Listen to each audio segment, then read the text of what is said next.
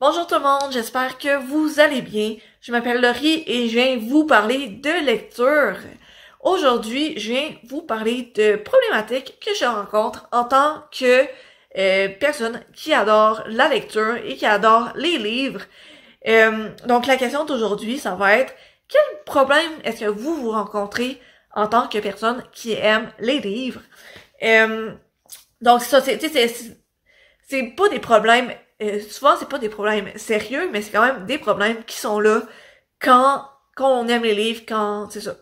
Donc, mon premier problème que je rencontre souvent, c'est de me trouver une position de lecture que je suis confortable pendant longtemps.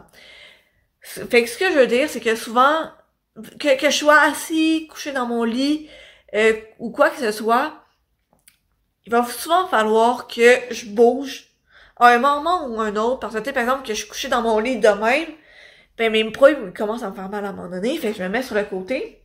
Mais là, ce problème me fait mal, fait que je me tourne de l'autre bord, fait que là, ce problème me fait mal. Fait que là, je m'assois, mais là, comme, j'ai la tête baissée de même, fait que là, mon cou, il me fait mal. Fait que ça, je dois souvent me rebouger. Puis souvent, quand je m'assois quelque part, ben je peux pas rester juste assis comme dans une chaise. Ben souvent, par exemple, ici, j'ai un sofa que je peux relever les jambes. Fait que là, ben je les lève, puis je reste assis de même. Puis là, après, je me tends les jambes comme de même sur le sofa. Puis là, après, je me rebouge. Fait que c'est ça. C'est ma première problématique, c'est que je suis jamais capable de me trouver une position de lecture qui est confortable à long terme. Puis souvent, ben, tu sais, j'aime ça, tu sais, de lire. Tu sais, ça m'arrive souvent de lire, t'es un petit 15-20 minutes. Ben, ça m'arrive aussi, de vouloir lire, genre, c'est mon activité de l'avant-midi, ou de la soirée, je prends, genre, une bonne heure ou 2 bonnes heures à lire. Puis on s'entend, mais je vais pas rester dans la même position longtemps parce que genre, éventuellement, je commence à avoir mal au derrière ou quelque chose. Sinon, un problème que j'ai, je sais pas si il y a beaucoup d'autres mondes qui ont le même problème que moi, mais avoir un rythme de lecture aussi rapide que mon rythme d'achat de livres. Parce que c'est ça. En ce moment, je dois avoir comme une bonne centaine de livres dans ma bibliothèque. Je dois peut-être en avoir lu comme une vingtaine, une trentaine. Fait que j'en ai encore au moins 70 dans ma bibliothèque des livres que j'ai pas encore lus. Puis je continue quand même à m'en acheter parce que là, tu sais, parfois, je m'arrête à une librairie, puis là, il y a tel livre qui m'intéresse, fait que je les achète. Puis là, ben, je lis 2, 3 autres livres. Mais là, je retourne en librairie, puis je compense les livres que je viens de lire en m'en achetant d'autres. Tu sais, j'ai pas le temps de finir un livre que je m'en achète d'autres parce qu'il y a des nouvelles sorties qui m'intéressent. Fait que vraiment, c'est un de mes problèmes, puis genre, j'essaie de travailler là-dessus essayer de m'acheter moins de livres parce que là, ma bibliothèque est remplie, puis je lis pas aussi rapidement que je m'achète des livres. S'il vous plaît, quelqu'un dites-moi que vous avez le même problème parce que genre je veux pas me sentir tout seul là-dedans. Puis justement, ça fit avec mon dernier problème. Ben, essayer de trouver la place pour tous mes livres. C'est impossible.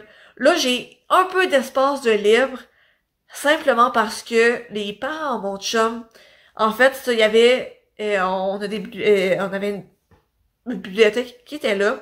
Puis nous, on s'en est acheté une autre, que j'ai remplie assez rapidement. Puis c'est que les parents, à mon chum, ils ont apporté la bibliothèque qu'on avait déjà elle était beige pour la peinturer en noir pour que nos bibliothèques fit un minimum. Fait que pendant un petit bout, ben, on avait juste une bibliothèque qui était remplie à craquer. Puis là, ben, j'avais d'autres livres dans ma chambre qui s'empilaient sur ma partie de mon bureau. Puis là, j'en avais genre sur la table à l'entrée. Puis là, j'en avais genre non, c'est ça, j'avais aussi des petits carrés de rangement que j'avais à mon ancien appartement que j'avais rapporté ici. Puis on les avait gardés justement pour que je puisse ranger un peu mes livres parce que sinon on manquait de place. Mais là, c'est ça, là ça va mieux vu que ben ça, mes beaux-parents, ils ont rapporté la bibliothèque. On a un peu plus d'espace, mais je me fais pas d'illusions. Ça va se remplir très rapidement. C'est ça. Je me donne même pas le jusqu'à la fin septembre que c'est rempli. C'est sûr. Sinon, pour ceux qui se déguisent à l'Halloween, vous avez peut-être eu ce problème-là. Soit de se déguiser en un personnage d'une série qu'on apprécie et personne comprend notre référence. Ça m'est déjà arrivé au secondaire en fait. J'avais une amie et moi, c'est avec The Mortal Instruments. Cette série-là, les deux, on l'avait lu ou du moins commencé. Puis les deux on l'appréciait. Fait qu'on s'est dit, hey, ça serait cool de faire, on se déguise chacun en un des personnages de la série. Fait que elle s'était déguisée en Isabelle et moi en Clary. Mais je pense qu'on était les deux seuls à comprendre c'est quoi la référence. Je regarde des photos puis je devais ressembler à un motard, genre, parce que dans le fond, dans la série, la Clary, elle porte genre un manteau de cuir. Puis le seul manteau de cuir que j'ai pu trouver, c'est à une autre amie qui était un peu trop grand. Fait que je flottais un peu dedans. Fait que j'avais de l'air un peu bizarre. J'avais de l'air d'une motarde. Puis c'est ça. Puis là, ben évidemment, il y a personne qui comprenait notre référence. Parce que c'est ça. Fait que je trouve ça dommage. Parce que c'est ça. C'est difficile de... À part si on se déguise genre en Harry Potter... Ou, je sais pas, t'es en Katniss avec un arc à flèche. Il y a personne qui va comprendre nos personnages. Puis moi, il m'arrive parfois de lire en marchant. Donc, ce qui vient avec ça, le problème qui vient avec ça, c'est d'essayer de ne pas foncer dans des affaires.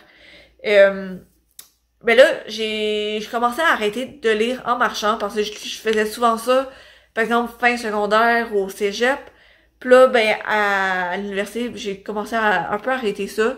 Surtout que, souvent, je devais marcher à l'extérieur avec mes livres, puis ça se fait pas, genre, quand il neige ou qu'il pleut, lire, ça fait juste endommager le livre. Mais, t'es par exemple, à l'intérieur de l'école ou en attendant l'autobus, souvent, je lis. Mais quand je lisais en marchant, j'ai déjà fait forcer dans quelques affaires. Puis il faut faire attention. Puis c'est ça, pour pas forcer dans des affaires ou des personnes, par exemple à l'école, c'est ça. Problème de personnes qui lisent en marchant.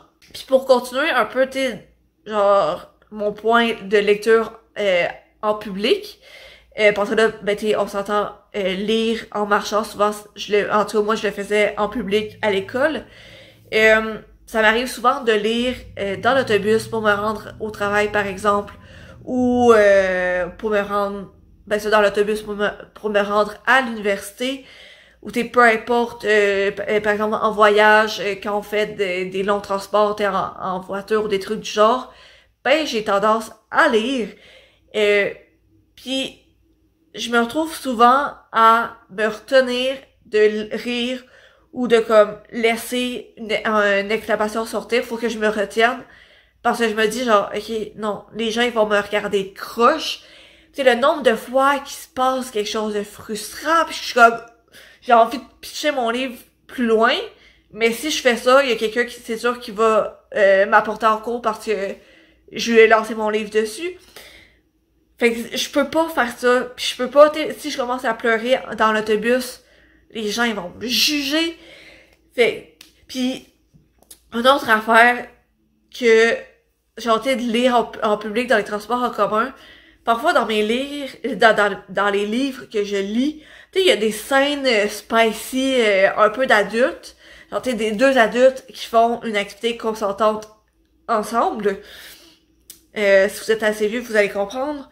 Mais c'est ça, puis là, j'ai lu ça, mais j'essaie de cacher mes pages au cas où qu'il y a quelqu'un tu sais, qui essaierait de lire en même temps que moi. Tu sais, parfois, je lance des regards pour voir s'il y aurait pas quelqu'un qui, tu sais, qui me regarde croche. Mais tu sais, je sais qu'ils peuvent pas, que les gens souvent dans l'autobus, ben, ils lisent pas le livre en même temps que moi. Puis, ils me prêtent pas d'attention, ils prêtent pas attention à mon livre.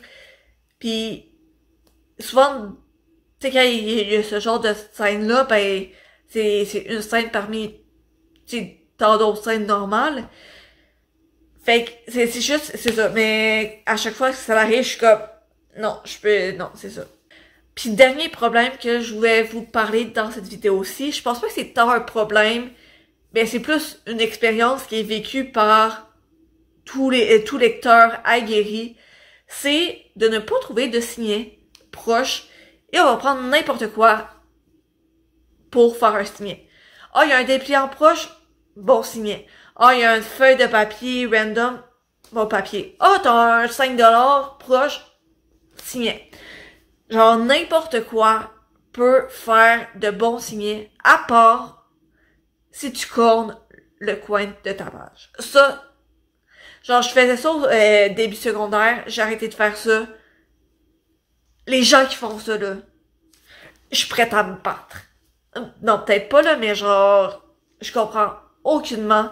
Mais ça, pour revenir à mon point de départ, n'importe quoi peut faire un bon signet, tant que c'est un minimum plat, puis pas trop large.